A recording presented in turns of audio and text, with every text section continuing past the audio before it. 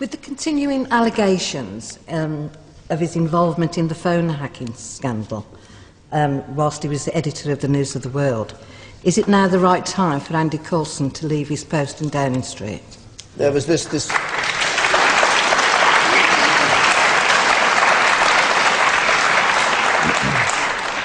Dispatches programme this week which said that Andy Coulson, who's Director of Communications at Number 10, listened in to intercepted phone messages when he said he hadn't. That was the allegation.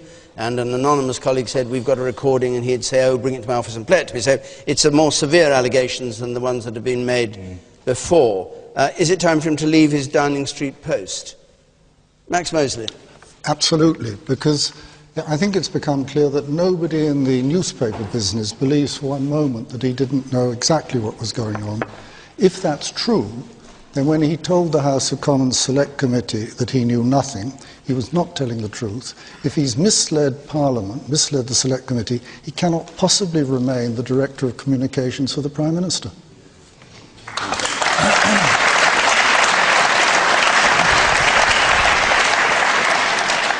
When you say that, are you influenced by having had a run-in with the News of the World yourself or not? Absolutely, but that doesn't alter the fact.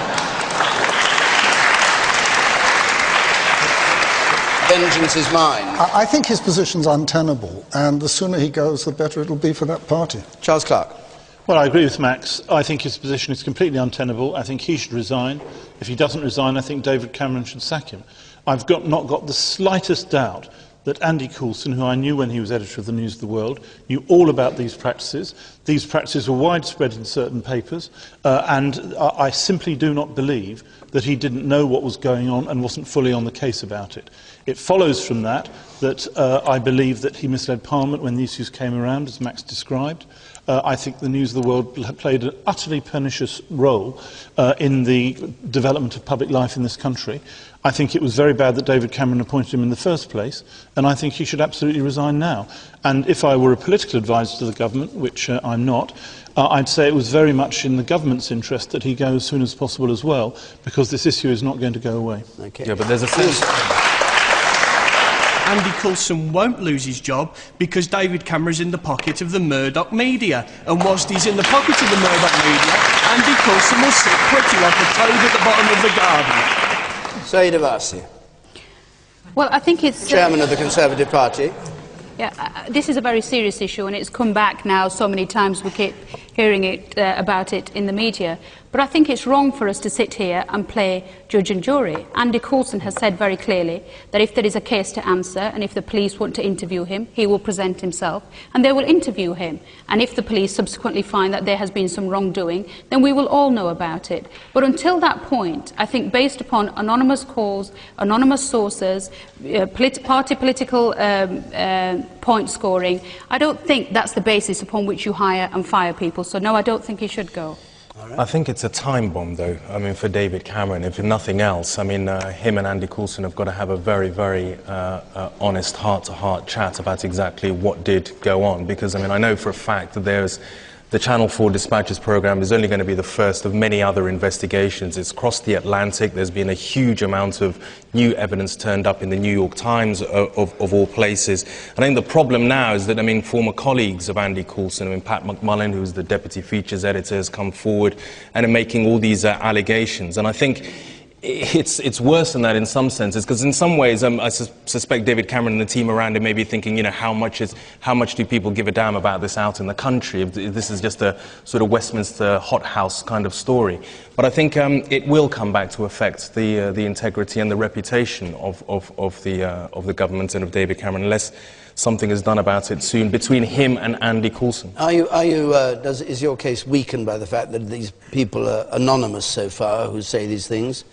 Well, no, I mean, because, I mean, some people, well, there's only one in the Dispatches programme. The evidence that was given to the New York Times and to the Guardian have been, I mean, people who have come forward from, and also it's gone wider than that. It's not just simply about Andy Coulson. It's starting to, you know, affect News International's relationship with the government itself, and that just takes it to a whole new level. Well, I mean, you've had allegations in the Dispatches programme by, I think, Adam Price, who was the Plaid Cymru MP, who was a member of the Media Select Committee, who said that a senior Conservative member came up to him and told him that, because they wanted to get Rebecca Brooks, who's the Chief Executive of News International, to testify in front of the Media Select Committee about this phone hacking thing, and was told, according to Adam Price, this MP, that, you know, if you go after her, they will go after you.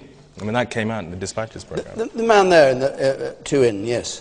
On Radio 5 on Monday morning, Liam Fox complained about the breach of confidentiality in his letter to the Prime Minister about cuts in the defence budget. With somebody like Coulson in number 10, it's not surprising that leaks like that happen. But the real point is, Coulson has denied these allegations from the off. He was editor-in-chief of that newspaper. Either he's lying to us now, or he's incompetent then. Either way, he shouldn't be in his job.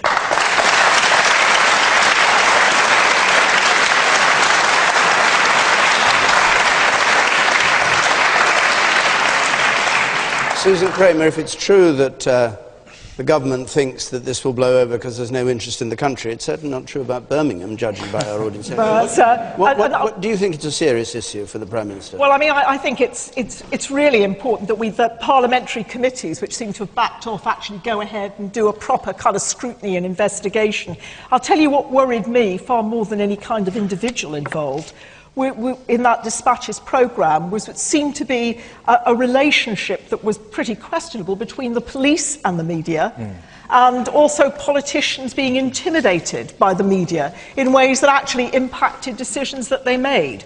And that, to me, is an incredibly unhealthy and very high risk. That's a sort of threat to the way of any kind of trust in politics or in key institutions. And so that's why I would really like to see parliamentary committees get on top of this, investigate, find out what is true. I don't know myself. All I've done is hear what exactly people in this room are saying. Last point. There's a real threat, the subversion of democracy, when you have a newspaper owner that can sit in America and influence, if not dictate to Parliament, and influence, if not dictate to the police. It's a very sinister situation. And just to back up one of those points, when I was invited very kindly to appear before the Select Committee in Parliament on these issues, I said to a very senior MP, I think this is a complete waste of time because all of you are terrified of Murdoch and Dacre.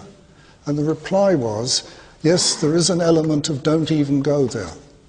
Well, that's very worrying because if our parliament doesn't run the country and it's run by a newspaper, that's the end of democracy. I think